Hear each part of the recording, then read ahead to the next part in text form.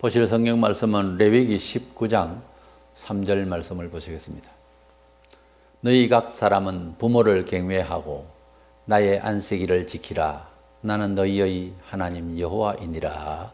아멘. 하나님께서 이스라엘 백성에게 충고하시고 또 신앙이 저하되고 할 때마다 주신 말씀 중에 이 안식일을 지키는 것하고 부모 공경하는 것하고 그것을 항상 묶어서 이렇게 말씀을 하시는 경우가 있습니다.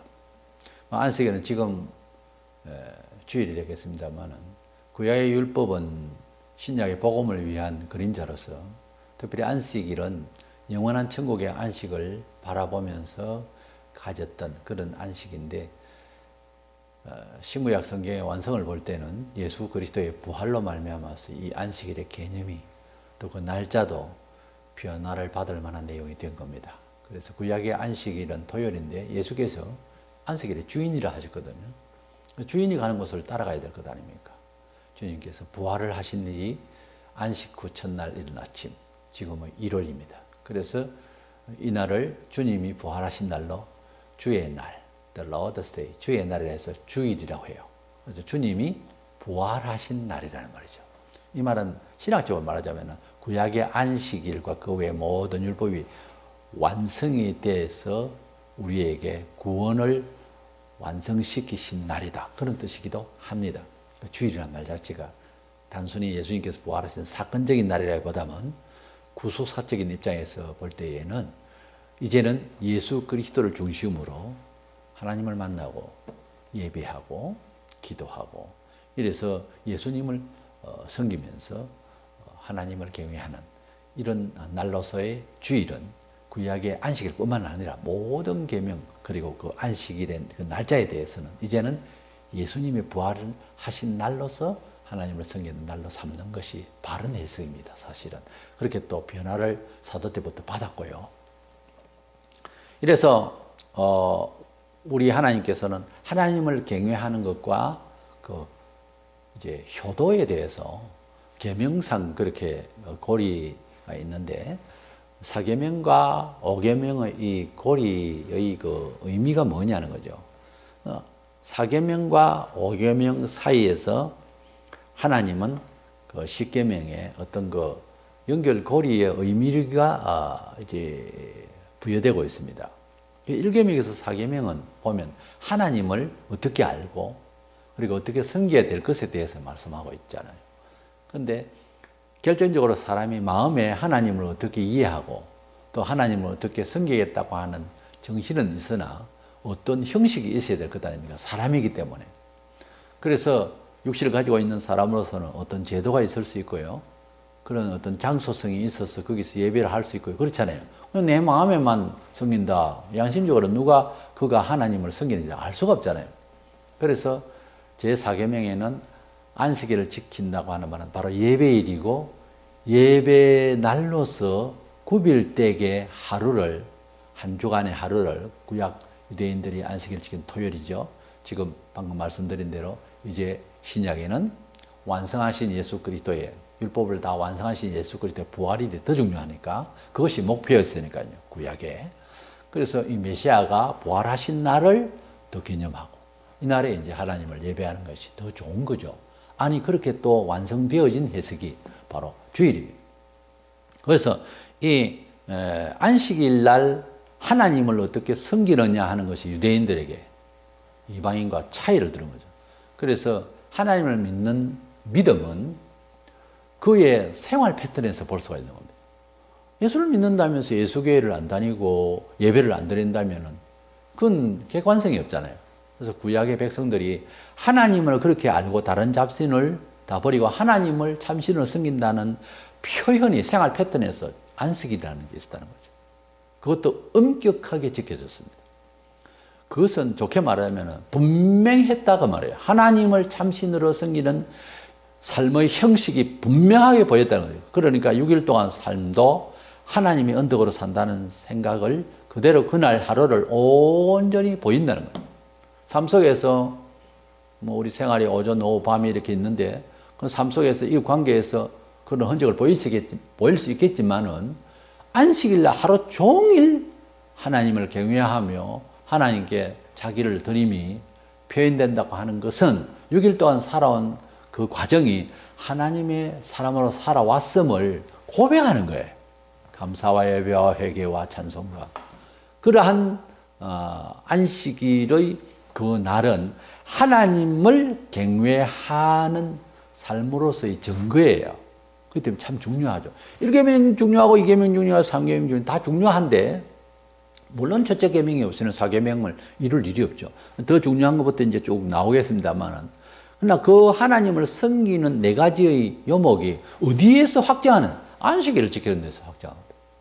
그래서 지금 같으면 주일날 어떻게 보내느냐 하는 것은 너무 중요합니다. 사람들은 아주 우습게 생각하는데 주일을 어떻게 사느냐 하는 것은 일주일 동안을 그리스도인으로서의 삶을 고백하는 거기 때문에 주일날 예배드리는 태도와 예배 중의 삶 그리고 주일을 어떻게 구별되게 잘 보내느냐 하는 것 성수주의를 하는 것을 보면 주간 생활을 대단히 알 수 있죠. 그 따로 놀 수가 없어요. 그게 원리가. 이스라엘 백성들이 1계명에서 3계명까지를 마음대로 했을 때 우상을 섬기고 자기 마음대로 했을 때 4계명이 엉망이었습니다. 그대로 갑니다. 왜냐하면 생활을 통해서 믿음이 고백되어지는 것이지 마음만 가지고 말만 가지고 아니거든요. 하나님을 경외한다는 것은 외식됐습니다. 아주 인간적이었습니다. 아주 종교적이었습니다. 아주 부패했습니다. 성전 취급을 우습게 했어요. 절기를 우습게 하고 예배를 우습게 여기는 그런 태도가 그대로 나오는 거예요. 마찬가지. 그리스도인의 삶이 6일 동안 세상을 살 때에 어떻게 사느냐에 따라서 주일날 태도가 보입니다. 주간 봉사하고, 주간 열심히 살고, 주간 정직하게 살고, 주간 회개하고, 주간 간절하고 한 사람은요, 주일을 기다립니다. 주일날 딱 들어올 때 보면 표가 나요. 주간 살한 게. 사고 당해, 죽음을 당해, 어려움을 당해, 우울한 것도 있겠죠. 그러나 주간 어떻게 주와 함께 살았냐에 따라서 태도가 보이면서 예배당을 오게 되어 있는 겁니다. 또 와서 치유받고 은혜 받고 또 새로운 다짐을 하고 또 나가면 세상에서 교회를 나오는 사람을 이제 그때는 평가를 하겠죠. 그래서 세상에서 어떻게 주의 말씀대로 잘 살아왔느냐에 따라서 또 간절하느냐에 따라서 신앙 성숙도에 따라서 예배당에 올 때의 태도가 바뀝니다. 그리고 예배 드리는 거 보고 주일을 어떻게 지내는가는 목사가 아니라 우리가 다 알게 되는 게 표가 나는 거예요. 주일을 엉망으로 세속적으로 살아버리면 뻔하죠. 일주일 동안 생활. 아, 월요일부터 잘 삽니까? 그럴 턱이 없죠. 이래서 1계명에서 4계명까지를 확정할 수 있는 객관성은 안식일날 4계명에 그게 종합적으로 보이잖아요. 예배하는 태도, 안식일 지키는 태도를 보면 구약에 그랬고요. 보면 정신이 엉망이면 안식일 엉망이었습니다. 그래서 그게 중요하기 때문에 4계명을 이야기하고요.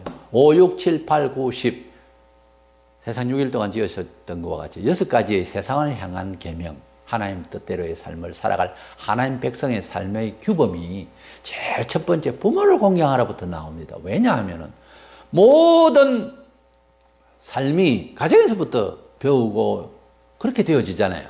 그래서 하나님을 잘 섬기면은 결국 부모님을 잘 섬기게 된다는 거죠. 4계명까지의 하나님 섬김이 그러니까 안식일 지키는 게 엉망이 되어버리니까 부모 취급도 이상하게 되어버리는 수가 생깁니다. 그렇습니다. 마가복음 7장 11절에 보면 너희는 이르되 사람이 아버지에게나 어머니에게 말하기를 내가 드려 유익하게 할 것이 고로반 곧 하나님께 드림이 되었다고 하기만 하면 그만이라 하고 이 말이 무슨 말인가 하면 당시에 뭐 부모를 위해서 재물을 어떻게 드렸다 내 할 일 다 했다 이런 식이고 그렇게 가정에 부모님을 대하는 것을 아주 형식적으로 하고 있었다 그 말이에요. 그러니까 하나님을 섬기는 것이 우리 성경에 다 나오잖아요. 외식하고 엉망이 되니까 사람 관계에서 첫 번째 가정이잖아요. 부모님께 마저 형식이 되어버려요. 고르반 드림이 되었다. 이렇게 의식적으로 해서면 그만이라는 거죠. 이렇게 종교가 외식되니까 천륜까지도 형식이 되는 거예요. 형식. 지금도 마찬가지로 뭐 돈 얼마 줬으니까 뭐 나 뭐 효도 다 했다. 이런 식이 되는 것을 아주 현실 생활에 있어서 실용적으로 사는 사람으로서 잘 하는 걸 알아요. 그러나 부모의 마음은 돈이 문제겠어요. 돈 몇 푼 주고 자식이 부모를 판다면 그럼 말이 되는 겁니까? 안 되는 거잖아요. 그래서 이 하나님이 없다고 하는 특별히 그 공산주의 사상의 유물론은요, 모든 것을 물리적으로 이해를 해요. 그 물질적으로 이해를 하고 종교도 의식적이고 그리고 모든 기능을 경제적으로 사람을 그래서 돈 버는 기계와 같이 그런 허용 가치로 봐요. 인격적으로 보질 않아요. 그러니까 김정은이 보세요. 사상이 그러니까 호모부를 그냥 죽이잖아요. 뭔 제목이 어쨌든 그런 식으로 죽일 수가 있습니까? 이게 유물사관이 공산주의 사상이 유독 하나님을 거부하거든요. 유독 하나님을 싫어해요. 그런 상태의 사람은 오계면서부터 착오가 나는 겁니다. 부모를 부모라고 하는 것은 모든 가정이라는 것은 소사회인데 이러한 삶의 관계 속에서 이 사회생활은 가족 관계에서부터 일어나는 게 사실이거든요. 근데 우리 경험이나 또 정황이 그렇잖아요. 근데 부모를 우습게 얘기하는 사람이 밖에 가서 잘한다. 그건 안 되는 이야기, 말이 안 되는 거예요. 있을 수가 없는 거예요. 그러니까 5개 명에서 착오가 나면 6, 7, 8, 9, 10 다음 5가지의 그 계명은 안 되는 겁니다. 잘. 5개 명이 착오가 나버리면 안 되는 거예요.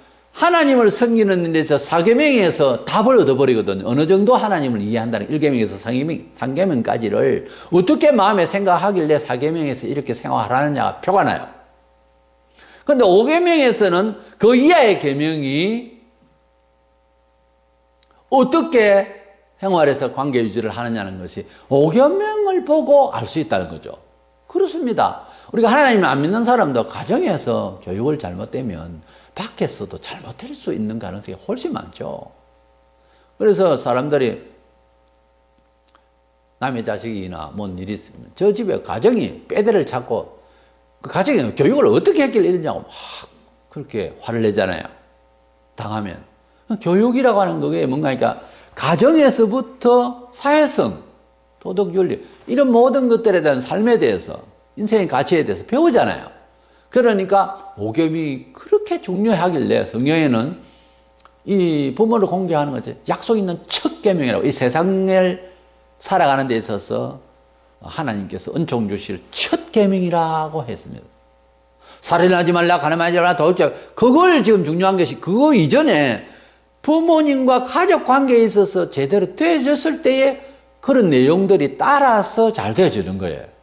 그래서 우리가 이웃과의 관계에서 어떻게 생활을 하느냐 하는 것은 곧바로 주님께 어떻게 살았냐고 그렇게 평가를 한다고 마태복음 25장 40절에 보면 너희가 너희 형제 중에 지극히 작은 자 하나에게 한 것이 곧 내게 한 것이니라 그랬어요. 그래 우리가 사회를 살면서 지극히 작은 자 정말 미미한 사람이라도 존중에 맞지 않고 귀하게 여기느냐 아니면은 예사롭게 취급했느냐 하는 이 취급이 이런 관계의 정신이 예수님께 바로 한 거로 말씀하고 있잖아요.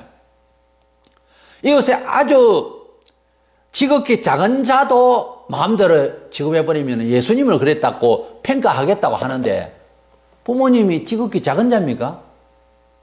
이것에 지극히 작은 자 그러니까 대단히 어려운 사람도 아닌 그리고 연약한 자를 어떻게 대했느냐 하는 것을 예수님이 말씀하시기를 곧 내게 한 것이니라 이랬다면 그 사람과 부모를 볼 때에 정신이 있는 사람 같으면은 부모와 그 사람을 볼 때 부모가 더 중요한 사람이잖아요. 그런데 그 자그마한 사람한테 취급한 것이 곧 내게 대해 취급한 것이라고 예수님이 말씀하셨다면 부모에게 우리가 어떻게 해야 되는 것은 답이 나오잖아요. 예수님이 더 분노하실 것 아닙니까? 그러니까 5계명 이하의 계명이 그리 중요하다면 5계명이 더 중요하다는 거죠. 이래서 예수님께서 사람을 평가하실 때 또 심판날에 우리 은총 문제에 대해 상에 대해서 심판하실 때에 사실은 나는 그렇게 생각합니다. 하나님을 어떻게 경외 잘 하느냐 하는 것은 1계명이 더 중요하고 2계명도 중요하고 다 중요하지만 일상생활에서 4계명의 주일을 어떻게 보내며 인생을 살았느냐는 너무너무 중요합니다. 주일에 하나님 말씀도 없고 세상 그냥 막 예사로 사는 사람이라면은 뻔한 거예요. 5계명이야도 뻔한 겁니다. 사실 그렇습니다. 그게 구분될 수가 없어요. 그리고 5계명에서 볼 때 그 사람 비추어 볼 때 참 효자다. 참 그 가정적이고 정말 부모님을 경외하고 행제우애가 좋고 그렇다라고 한다면 6, 7, 8, 9, 10 계명은 그 이하의 계명이요. 그런 대로 잘 돌아갈 수 있습니다. 근데 부모에게 형편없다. 잘 되겠어요? 다른 데는? 다른 데 가도 부모들이 있는데 남의 부모라도 부모인데 그 될 수가 없어요. 사람이 삶을 살아가는 교제관계에 있어서 그것이 옳기 때문에 이웃사촌이라는 말이 나온 거예요. 사도의 8절입니까 뭡니까? 촌수는 아니지만 이웃사촌이라는 말이 왜 나옵니까? 사람의 관계라고 하는 것은 어쩔 수 없는 거예요.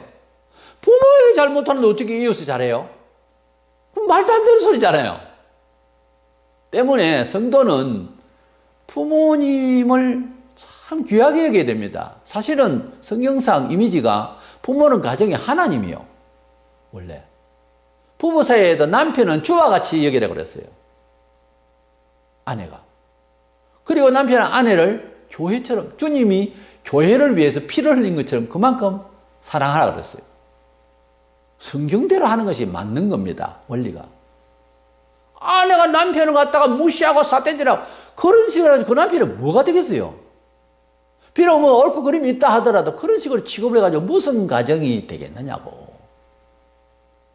자식이 비록 부족한 부모지만 어디다가 표준을 삼고 부모를 비난하겠어요? 하나님은 비난할 분이 아닌지 몰라도 부모는 비난할 수 있다. 이래가지고 비난합니까? 안 되는 겁니다. 그거는 말이 안 되는 이야기예요. 자식들 보고 성경을 했습니다. 모든 일에 그랬어요. 모든 일에 부모의 말씀을 순종하라고 그랬어요. 모든 일에. 뭐 잘 되라고 하는 말이 거역하고 그요. 잘 될 턱이 없습니다.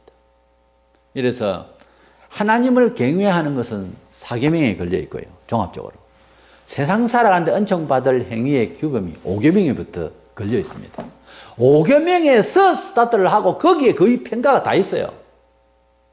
그래서 하나님께서 각 사람은 부모를 경외하고 나의 안식일을 지켜라. 그것도 부모를 경외하고부터 먼저 말씀하셨어요. 5계명 제대로 지키고 안식일 지키라. 어떻게 보면 그렇게 말이 되고 있어요. 부모도 못 섬기는 주제에 뭔 하나님을 섬기다 하냐. 이 말입니다. 말이 그 말이에요. 그리고 이 4계명과 5계명을 연결을 한 이 고리 중에 주는 의미가 그렇게 신앙을 함축해서 하는 말은 신앙의 행위의 표현에 함축해서 4계명과 5계명은 우리 모든 하나님을 경외하고 사람을 섬기면서 세상을 살아가는 일에 결정적인 날이요 대상입니다. 안식일은 하나님을 섬기는 자세에 나의 인격의 모든 삶의 신앙의 태도를 보이는 것이고요. 나의 삶의 과정의 관계를 갖다가 어떻게 유지하면 이 세상 살아가고 은총을 어떻게 받을까? 5계명이 딱 걸려있어요. 이렇게 4계명과 5계명이 딱 연결되어 있는데 어떤 면에 있어서는 3계명, 2계명, 1계명 띄내고 6, 7, 8, 9, 10계명 띄내도 4계명, 5계명만은 건질 겁니다. 하나님. 왜? 거기에 다 묶여 있거든요. 거기에 딱 묶여가지고 거기에 온전하면 모든 게 같이 가게 돼 있어요. 그러므로 하나님께서 우리에게 주신 계명에 그 뭐 윤리적이고 그런 식으로 생각하지 말고 이 계명을 가만히 생각해 보세요. 왜 하나님께서 부모 섬기는 거하고 안식일 계명 이거 잘 지키라고 그러고 그렇게 이렇게 둘 묶고 다른 계명들도 있는데 딱 묶어서 말씀하시는가 이것을 설명을 해드렸는데 이런 차원에서 보면 먼저는 부모를 경외하고 나의 안식일을 지키라 이렇게 말씀하시는 걸 보면은 삶의 태도에 있어서 가정에서부터 먼저 해야 된다는 말씀이 아닌가 이렇게 봅니다. 가정에서부터 안 되면 예배고 사회관계고 아무것도 안 된다는 거죠 제대로. 그래서 부모님을 공경을 해야 되는 이유에 대해서 뭐 동양적으로 서양적으로 철학적으로 논하기 전에 하나님을 경외하는 사람은 잘하는 사람은 부모를 자연히 경외하게 되어 있고요. 또 성경에 이런 바대로 내용을 쭉 살펴보면 명령을 했어요. 부모님께 잘못하면 이웃하고는 또 다릅니다. 죽여버려 그랬어요, 성경에. 구약이지만은. 그것이 신약의 하나님의 징벌의 극단적인 징벌은 어디에 오냐면 생활과 심지어 죽는 수도 있어요. 영적으로 더 죽어요. 육적도 공고한 날이 올 수 있고 징계받아 죽을 수도 있어요. 구약이 천만에요.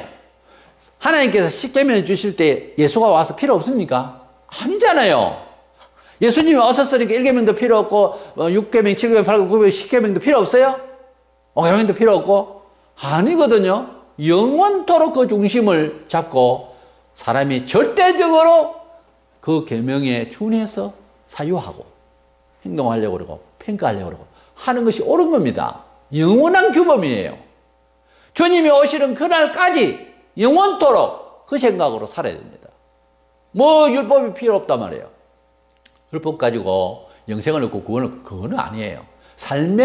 우리 사람이 살아가는 삶의 규범이에요. 비록 이스라엘 백성이 애굽에 있다가 출애굽해가지고 광야에서 앞으로 천국과 같은 가나안 땅에서 은총받을 땅을 가기 위해서 그렇게 훈련받기 위해서 주신 메시지이기도 하지만 영원한 규례라고 했어요. 이 계명은 우리에게 마침내 예수 안에서 우리가 구원을 받았지만은 삶을 십계명에 준해서 철학을, 십계명에 준해서 평가를 하면서 사는 게 옳습니다. 그걸 왜 버려요? 왜 그것이 잘못됐단 말입니까? 율법은 우리에게 삶의 규칙이 맞습니다. 그 중에서 4계명, 지금은 성수주일, 안식, 주일날을 온전히 주께 예배하고 감사하며 기도하며 회개하며 불쌍한 자를 찾으며 이 날을 잘해야 되고요. 그리고 전도하며 그리고 부모를 공경하는 것부터 잘할 때 모든 은총받는 길을 갈 수 있는 그런 자연스러운 삶의 태도가 이루어진다고 하는 사실을 알고 하나님을 경외하고 그리고 사람 사이에서 은총받을 삶을 살려면은 주일 성수 잘하고 부모님께 효도할 수 있는 그런 마음을 가져서 은총을 받는 저와 여러분 되시기를 원합니다.